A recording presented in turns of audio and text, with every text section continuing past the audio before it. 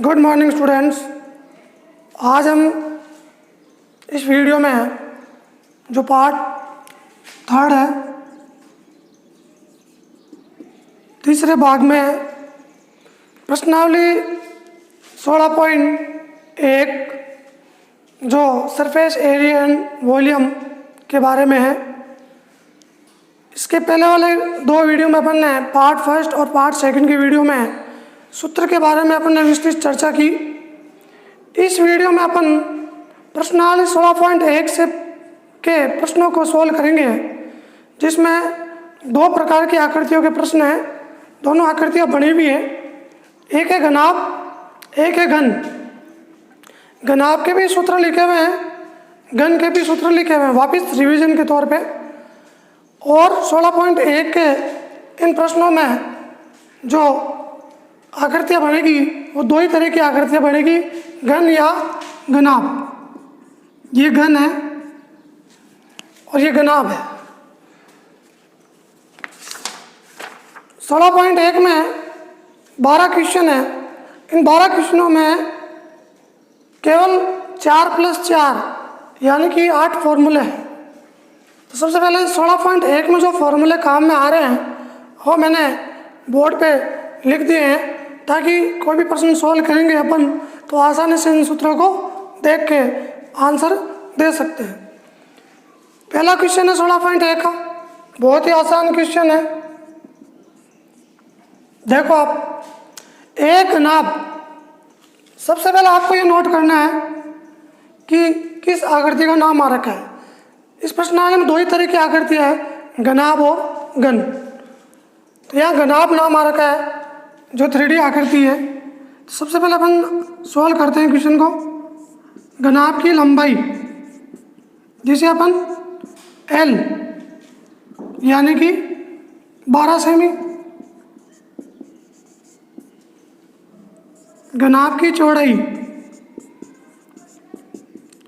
घनाभ की जो चौड़ाई होगी B 9 सेमी, घनाभ की ऊंचाई h बराबर 5 सेमी। सबसे पहला काम होता है कि जब किसी भी प्रश्न का अपन उत्तर देते हैं या उसको हल करते हैं तो सबसे पहले प्रश्न में से देख के ही कुछ चीज़ें लिखी जाती हैं। जैसे कि प्रश्न ही है, घनाभ की लंबाई 12 सेमी, चौड़ाई 9 सेमी, घनाभ की ऊंचाई 5 सेमी। ये भी देखो कि इनका मात्रक है वो सब एक में होना चाहिए, तो सेमी में होना चाहिए, सेमी में दिया हुआ तो, और मीटर में दिया हुआ तो मीटर में होना चाहिए। मान लो अलग अलग मात्रक के आ जाए, एक सेमी एक मीटर, तो आप इसको एक में ही बदलें, या तो सेमी में बदलें या मीटर में बदलें। प्रश्न में दो चीज़ पूछी गई है। घनाभ का संपूर्ण पृष्ठीय क्षेत्रफल, सूत्र लिखा हुआ है 1 नंबर पे, घनाभ का संपूर्ण पृष्ठीय क्षेत्रफल। तो अपन सूत्र लगाएंगे।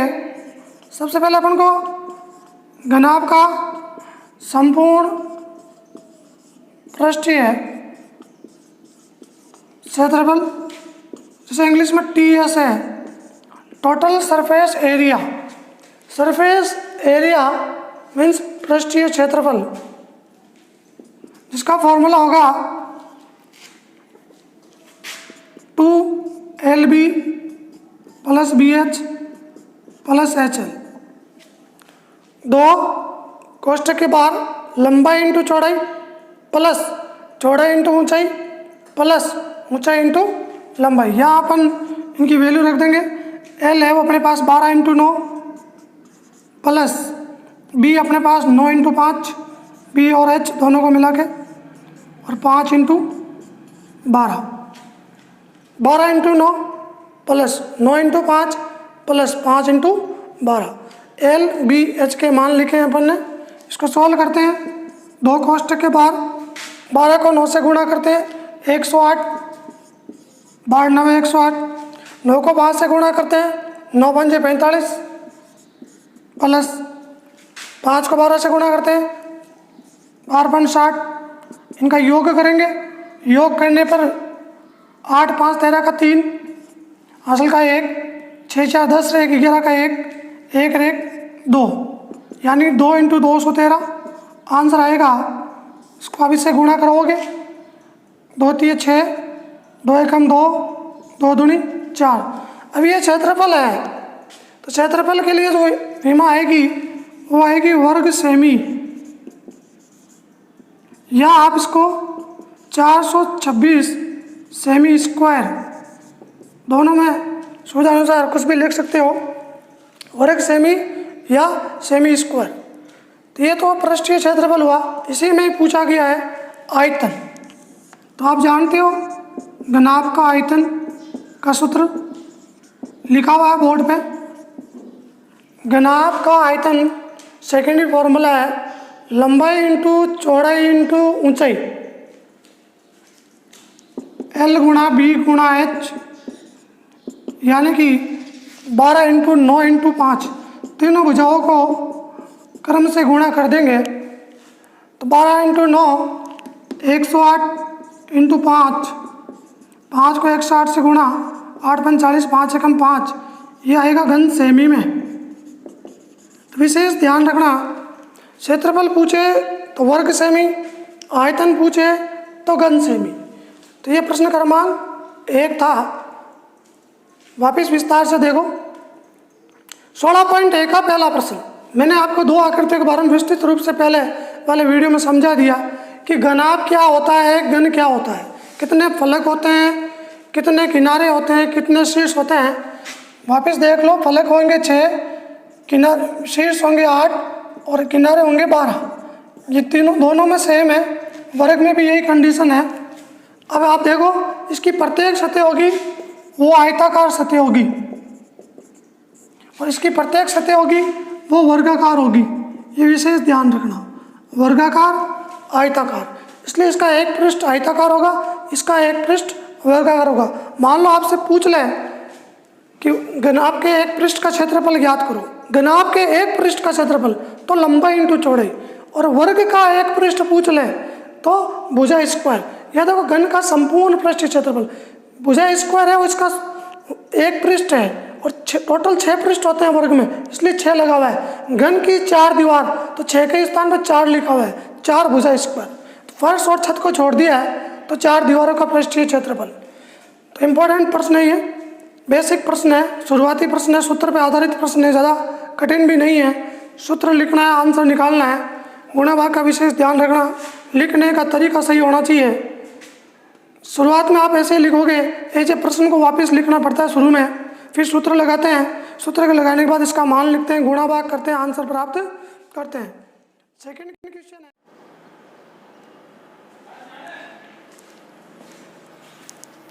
क्वेश्चन नंबर 2 है 16.1 का।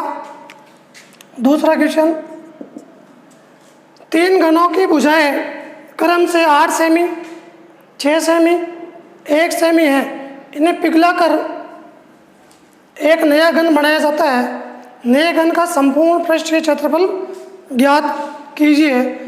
इंपॉर्टेंट प्रश्न, इस प्रश्न को कैसे सॉल्व करेंगे? सॉल्व प्रश्न लिखना है, प्रथम घन की भुजा दे रखी है 8 सेमी, द्वितीय घन की भुजा दे रखी है 6 सेमी, तृतीय घन की भुजा दे रखी है 1 सेमी। ऐसे प्रश्न से देख के लिखा अपन ने। अब इसमें देखो, प्रश्नानुसार इन्हें पिघलाकर, इन तीनों को पिघलाकर फर्स्ट सेकंड थर्ड एक नया घन बनाया जाता है। उस नए घन का संपूर्ण पृष्ठीय क्षेत्रफल ज्ञात करना है। डबल सूत्र है इसमें, पहले वाले में घनाभ के सूत्र लगे थे, इसमें घन के लगेंगे। तो एक सूत्र लगेगा आपके, जो लगेगा घनाभ का संपूर्ण पृष्ठीय क्षेत्रफल, और एक लगेगा घन का आयतन, घन का संपूर्ण पृष्ठीय क्षेत्रफल।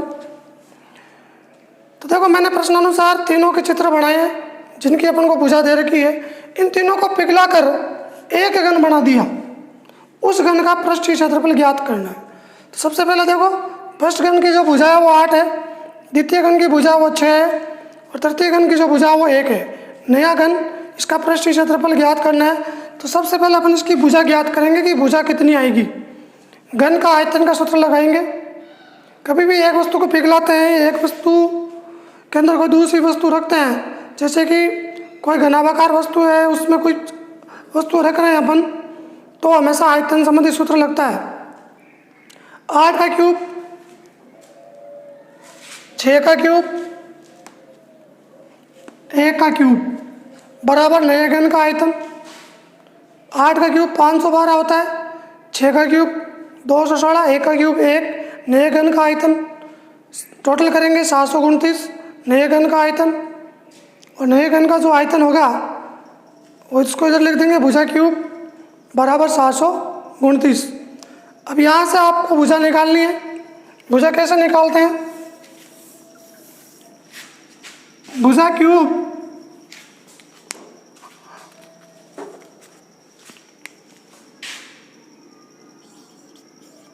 क्यूब बराबर 729।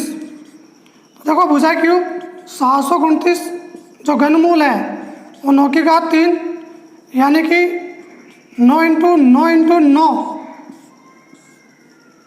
9 इंटू 9 इंटू 9, तो ये भुजा क्यूब 9 की घात 3,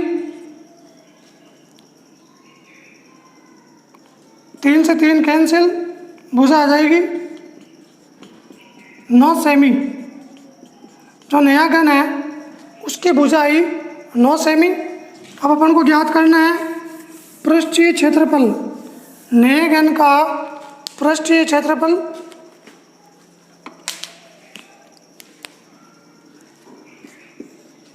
नए घन का संपूर्ण पृष्ठीय क्षेत्रफल, जिसका सूत्र होता है 6 भुजा स्क्वायर, 6 भुजा स्क्वायर, 6 इंटू भुजा अपने पास 9 है, 6 इंटू 9 का स्क्वायर 81, 6 कम 6, 8 छंग 48, तो इसका आंसर आएगा 486 सेमी स्क्वायर। नेक्स्ट वीडियो में अगले क्वेश्चन लेके आऊँगा, तब तक के लिए नमस्कार।